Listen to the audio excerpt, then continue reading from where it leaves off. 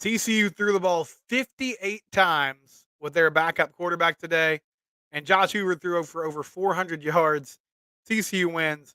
They continue to defy expectations and basically do the opposite of at least what I expect. We'll talk about all of it and more next. It's Locked On Horned Frogs, your team every day. TCU with a big win over BYU. You are Locked On Horned Frogs, your daily podcast on the TCU Horned Frogs, part of the Locked On Podcast Network, your team every day.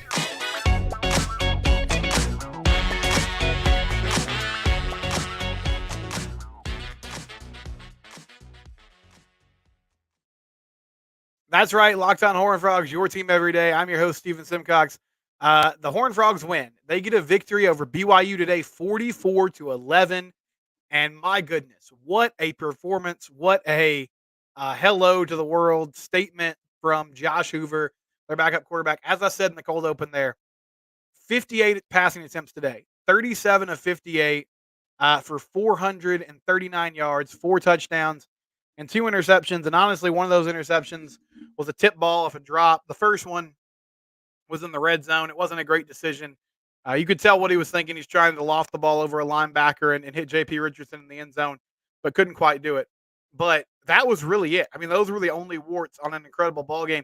If you told me before the game that Josh was going to throw the ball 60 times, I don't even really know what I would have thought. I guess I would have thought they would have been in the ball game somehow because you don't typically get that many passing attempts unless it's a close game and you're kind of going back and forth with possessions. But just an incredible. I mean, this team, like the last 2 weeks, I've been doing these shows after losses against West Virginia and against Iowa State, where the West Virginia game they just completely melt down in the second half. Against Iowa State, you know, just didn't play well from start to finish. The offense looked dead in the water, and they did a total 180 today. And this was more than just. I mean, sometimes you'll see a new quarterback come in the game and you'll get a bump from the backup QB simply because the team rallies around that person. They understand, like, okay, backs against the wall. Like we have to play better. We have to come together. We have to play complementary football. Everybody has to step up and do their job. And if we do that, then we can account for some of the inexperience or some of the limitations that the offense might have with their backup quarterback. But this was more than that. I mean, this looked like a different offense. This was the most they've clicked all year on that side of the ball. Even in those wins against Houston and SMU, where I thought Chandler played really well, it felt like they left points on the board. And we talked about that after those games. Missed opportunities, red zone inefficiency, turning the ball over, whatever the case may be. And they had some, like, honestly, there were some of those same mistakes today. There were some silly penalties where, like, Jared Wiley was covered up by a lineman or a wide receiver, and he ends up being an ineligible receiver downfield. Couple interceptions, some fourth down and third down and short situations where you couldn't convert, some drop passes. But the positives way outweighed the negatives, and they played so well on both sides, really all three phases. Special teams was great today too. This looked like a completely different football team. And they played so well in all three phases that it made up for their mistakes. It erased those mistakes. And I'll also say, and this is not me like taking any credit away from TCU, BYU played really poorly today. And I think, I'll go listen to Jake Hatch and his post-game show later and see what he thought about it. But their offense looked like TCU's offense the last 2 weeks. And I think a big part of that was what TCU was doing defensively. They were dominant today. But the offense also just looked confused, discombobulated, very strange coming off a bye week from Kalani Sitake's team. But TCU took advantage of it. They didn't, play with their food, so to speak. They didn't see a team that was struggling and wasn't with it and wasn't playing well and, let them hang around and allow it to be a one-score game. And they made plays in critical moments today. I thought that, there were 2 drives for me that were huge keys. So, and I'll try to get to everything. I know I'm kind of scatterbrained in these post-game shows. But 2 drives in my mind that were just massive in this football game. The first one, BYU scores their first touchdown of the game. TCU's up 24-0 at the time. About midway through the first half, BYU converts a 4th and 5 to Chase Roberts. They get down in the red zone. They score a touchdown. Then they get a 2-point conversion. So it's 24-8. I believe the offense got the ball back with 3:45 left in the first half. And it's a pretty crucial drive because if you go 3 and out there or you don't score in some capacity, you get the ball first in the second half, but you run the risk of giving the ball back to BYU with time for them to go down and score again and make this a more competitive football game at halftime or a closer game at halftime. I mean, if they could somehow make it 24-15 or 24-16 or even 24-11 before the half, that's a huge difference. But Josh Hoover engineers a scoring drive. He hit Savion Williams. They marched down the field. He hit Savion Williams on a slant route in the end zone, threw it a little behind Savion. And I thought Savion still caught it, I thought despite the drops, the wide receivers really helped him out today more than they have for most of the season. Like, they just played better as a group. So Savion makes a catch in the end zone, and so you go into halftime and you're up 31-8. Then you get the ball first in the second half. And the first 2 plays go nowhere, so it's 3rd and 10. And BYU brings a blitz, which is something they did pretty much all day. And Hoover sees the blitz coming, works out of the pocket, and gets first down with his legs. It's the first time really all day. He had moved around fine, but it was really the first time that he tucked the ball and ran and took off. He gets a huge gain. He gets the first down. Later in the drive, 3rd and 10 in BYU territory, he throws a dot to J.P. Richardson on the sideline. J.P. catches it, moves the chains again. You score a touchdown to start the second half, and now it's 38-8 before BYU even gets to touch the football in the second half. And you essentially kind of broke their will and changed the math of the football game with that huge lead, which was just big time. I thought the offensive line was good today. Now, you didn't run the football much, which was surprising to me. But here's what I'll say. It was clear and evident from the start.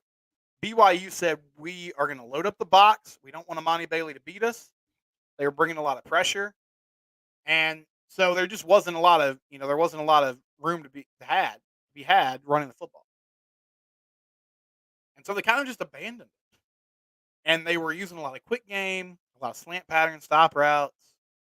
But, the intermediate and deep passing game was there. And Josh made some throws today, man. He had one to Jordan Bailey on a kind of a go route, seam route down the sidelines. That was just an absolute dime. He was being decisive. He was making good decisions. He was making all the throws. He looked good. There's no way around it. He looked great today. He really couldn't ask for more than that.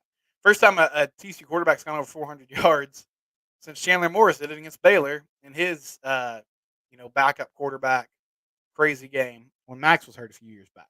And that stat came from Jamie Plunkett from 247 Sports. He works for Horned Frog Blitz. I thought the O-line did an amazing job in pass protection today. Couldn't really get push running the football, and they're going to have to figure that out. I'll talk about that later on in the show because there were a few things today that I was like, man, you got to clean this up. O-line's going to have to run the ball at times and just have a more balanced offense. But, I didn't really think this was a possibility because you don't think of your backup QB coming in and throwing the ball over the yard like this. This is what Josh did in high school. At Rockwall Heath, they threw the ball all over the place. And it was a lot of quick reads, fast decision-making, accentuating the tempo of this offense. And he did a great job just slinging the ball all over the place today. Now, the question is, how do defenses adjust? And how is TCU going to respond? And we'll see what happens down the road. But, man, what an absolute performance from Josh in this offense today. Amani Bailey was effective. A few times he did carry the football. And I thought the running backs were fantastic in pass protection this afternoon, too. It wasn't just the O-line. It was Amani and Cam Cook at times stepping up and making plays and picking up blitzers and allowing Hoover time to make these throws and make these decisions. It was just an all-around really great performance by this offense. Grant Tisdale came in and got some snaps. Luke Pardee, I was excited about that. I saw Luke Pardee in the game, which if you remember before the Houston game, we had Ted Pardee, his father on, who played at Houston. His grandfather, Jack Pardee, was a legendary coach for the Cougars. But, you had your backups in the football game because you had such a big lead. You won by 30-plus points. It was just an incredible afternoon all the way around. Your leading receiver was J.P. Richardson, 6 catches, 104 yards. Savion Williams had 6 catches for 77. Jalen Robinson, 7 catches for 68. Jordan Bailey had a few receptions. I mean, they still spread the ball around all over the place. But I think, like, here's what's clear to me. I think J.P. Richardson's your best receiver. I don't know if he's your clear number one alpha guy. We've debated that all year long. But I think he's your best receiver. And I think Savion Williams is kind of right there with him. Your three guys are J.P., Savion, and Jalen Robinson. And then I think Dalen Wright's in that mix too. But man, when you got to shorten this rotation a little bit. Those guys, if they can stay healthy, those four, you can make it work with those. And I really liked what I saw from him today. And I mean, Josh was just throwing dimes all over the place. He had a few drops. The receivers did on that one drive. He hit Dalen Wright. He could have led Dalen more up the field instead of going, to his back shoulder. But Dalen dropped one that was right in his hands on a deep ball. JoJo Earl had a drop. I think that was Major Everhard to let the ball go off his hands, and then the ball was intercepted by a BYU player. Just an absolutely incredible performance from Josh Hoover and this team. And they played complimentary football today. We'll talk about that next. The defense got it started with a pick six, and they just rolled from the jump today. A great performance from Joe Gillespie's defense. We'll discuss that next. It's Locked On Horned Frogs, a short team every day.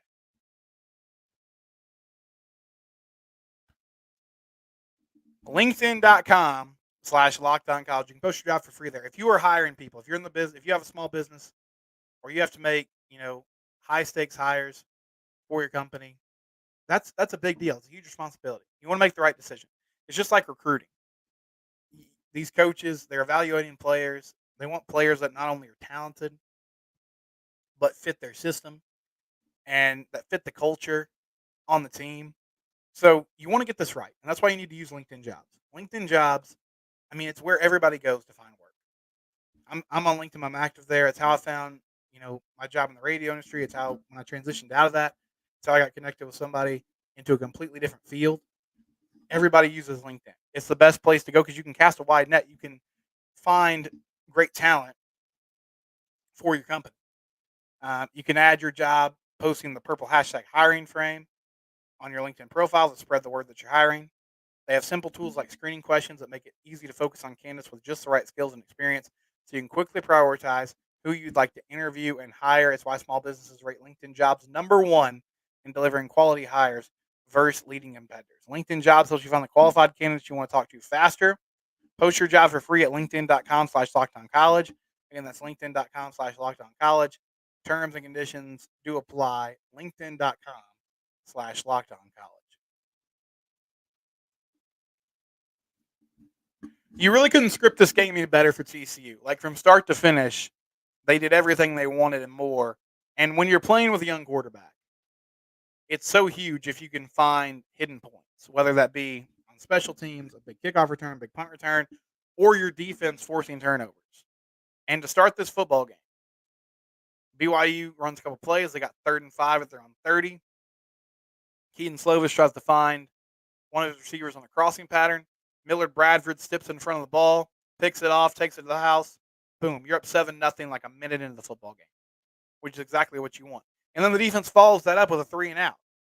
So they go, they get a pick six. BYU goes 3 and out. And as soon as TCU touches the ball, for the first time Josh Hoover touches the football, he's got a 7-0 cushion, which is what you want. And they march right down the field. Hoover hits J.P. Richardson for a 42-yard touchdown pass. And they're at 14-0, and the defense just kept getting stops. BYU didn't score until the Frogs were already up 24-0 in this football game. And by that time, they had 8 points. An outstanding job by the secondary. Josh Newton was fantastic. You could tell he was confident in this game. He's confident in every game. But I think the film study was big for him this week. He just seemed to know exactly what BYU wanted to do. Had great coverage on the outside. Had one play where they were running a screen, and Josh basically ran the route for him. He blew up the play. He knew exactly where the ball was going. Avery Helm had a strip sack today on a corner blitz. And what was cool about that to me, it wasn't just a straight pass to the QB. He had to fight off a block from the running back. So he comes off the edge. Running back tries to cut him. He's able to use his hands to get the running back out of the way. Pursues Keaton Slovis. strips the football. TCU recovers. Another big moment in that football game, creating a turnover. Secondary was great all the way around. Shad Banks played an outstanding football game. He was flying around all over the place. Had a great stop on a second and goal where he got out there and it was one on one with the running back LJ Martin, and he made a huge stop, huge tackle in the open field. Jamoy Hodge was active as well. He did some good stuff on some delayed blitzes. Defensive line was great. BYU could not run the football. That was really how the game started. They were trying to run the ball up the middle, couldn't do it. LJ Martin had 14 carries for 56 yards. BYU as a team averaged 2.8 yards per carry and only ran for 91 yards on the day. Just an outstanding effort from this defense. And to be truthful about it, Joe Gillespie, since that Colorado game, which was rough, and we all know what happened, it didn't seem like they were prepared for what Colorado was going to do. This defense has been fantastic since then. Gave up more points than you would want to Iowa State. But honestly, 27 points to Iowa State, 24 points to West Virginia. West Virginia put a lot of points up on Houston, a game they eventually lost on Friday night. But Garrett Green has shown that he's clearly the much better quarterback. And they've got some juice with him playing QB. Held Houston out of the end zone. Did a really good job against SMU. Did what they were supposed to do against Nicholls State. But this defense has bounced back in a massive way. They created turnovers today. They were aggressive. They picked up. And honestly, they didn't even really have to as much as I thought they would. But I said this week, I was like, the key for TCU is going to be, I know they can play sound fundamental football. And I thought they could kind of limit BYU at times. But can you make splash plays? Can you get sacks? Can you get tackles for loss? Can you create turnovers to allow your offense to settle in? And honestly, they didn't need to, but that pick six to start the game was big. Because you go up 7-0, then you get another 3 and out, and you get the ball right back. And the intensity was huge today. Also, they were rotating players in and out. A lot of young guys played today. I saw Ish Burdine get in the game, which he'd been dealing with an injury, the transfer from Mizzou a few years back. So they're able to get player snaps, get players experience, which is great. This was the most complete game they played all year. But what I mean by the intensity, they only gave up 3 points in the second half. You've got a 30-point lead in the second half by the time BYU gets the ball, but they just refused to allow BYU to get easy points, to get garbage time scores. They kept getting stops. Had a big stop on a 4th and 1 in TCU territory. That the game was already in hand by that time, but it was kind of the final nail in the coffin for the Cougars. Outstanding job by this TCU defense all the way around. And offensively, like maybe this is what Kendall Browse wants to do, and he just felt like he couldn't do it for whatever reason. With Chandler at QB, and they unlocked something with Josh because of his ability to throw the ball all over the place. I think the surprise factor meant something in this ball game. Like I don't feel like BYU came into this game expecting TCU to throw it around the yard so much, and what Josh can do throwing the football looks pretty special, at least in this ball game. They were blitzing, and they also played a lot of soft zone, and it just felt like they weren't fully prepared for a ball game where he was going to spread it out to a bunch of different weapons, and they weren't just going to run the ball up the middle 25, 30 times and hope for the best defensively. Golly, that was a fantastic performance from Josh Hoover and this offense. And like I said earlier, like they just look completely different. Now you got to sustain it. That's the key. And we'll talk about that next. You have to keep it going. But even when this offense has been at its best this year, it didn't look like this. Like it wasn't clicking at this level. They were efficient in the red zone today. Like he had a touchdown pass to Jared Wiley. He had one to Savion Williams on a slant pattern. I can't recall, exactly what their numbers were off the top. And honestly, they weren't great on first and second down. They were okay at times, but they still had a lot of 3rd and 10s, 3rd and longs. But he was able to convert them. I mean, he made plays. The offense made plays. And they defied expectations in a huge way. The story of this season so far has just been whatever you think TCU is going to do, they kind of do the opposite. Aside from like Nicholls State, that 3-game stretch between Nicholls State and the SMU game where they handled their business. When we come back, You got 4 wins now. That win was huge. I'll also talk about a few things that I was not super happy about, or just in the moment I was like, man, what are we doing here? Uh, this team's gonna have to be able to run the football at some point. So we'll talk about that next here on Locked Up Horned Frogs. FanDuel. I knew next to nothing about sports wagering before FanDuel came around and started sponsoring this podcast. I'm so happy they're here. There's all these great opportunities on FanDuel. Right now, go to fanduel.com/lockedon and just place a $5 bet down and get up to $200 in bonus bets guaranteed. Again, if you place a $5 bet down, get $200 in bonus bets, win or lose, and that's guaranteed. If you've been thinking about joining FanDuel, there's no better time to get in on the action. The app is easy to use. They have a wide range of betting options, spreads, player props, over-unders, basic money line bets, and more. FanDuel.com/lockedon. They also have an app that is safe, secure, and it's easy to use. It's not difficult to navigate and see exactly, what am I betting on, what's happening. FanDuel makes it easy for you. FanDuel.com/lockedon.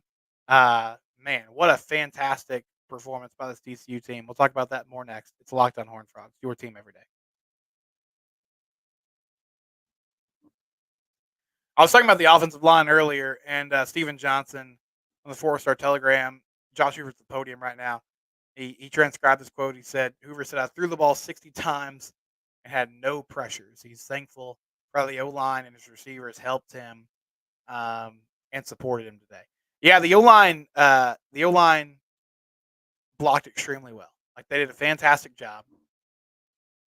And that's a lot of pressure to put in an offensive line when you're throwing the ball that much. Now, the good news was most of it was quick game stuff, which helped a lot. But still, that's a lot of dropbacks, and that's a lot of time that you're asking your O-line to protect the QB and make it happen. Sonny Dykes said he felt like this game was a gut check for the team. He also said he wasn't surprised by Josh Hoover's debut, says Hoover's the most prepared person on the team, and it's the most complete game TCU has played all season. I think Matt Jennings jokingly said this on Twitter before the game. He was like, is Sonny just bad at evaluating QBs in fall camp? Which, I don't know how much truth there is to that.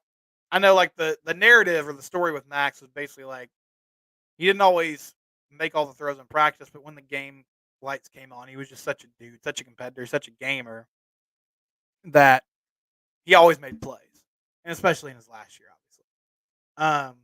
I think they liked what they saw from Hoover in the offseason. I feel like Chandler had been around for a while, and they saw what he could do.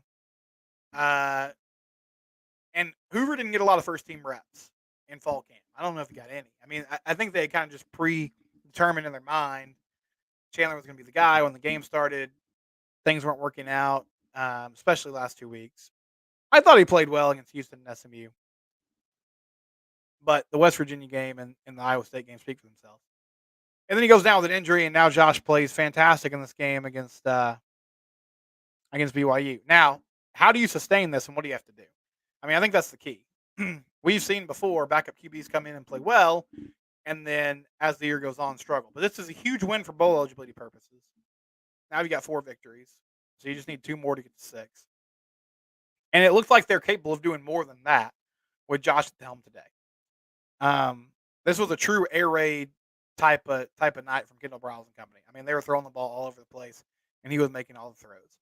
Can you protect him week in and week out like that? We'll see. You have to run the football with Amani Bailey more than you did today. And I think teams are going to back off a little bit. Like, part of that is if you're throwing the ball like this, teams are going to stop just heating you up all the time and playing, kind of soft zone in different situations because, I mean, Josh has shown that he can make these throws.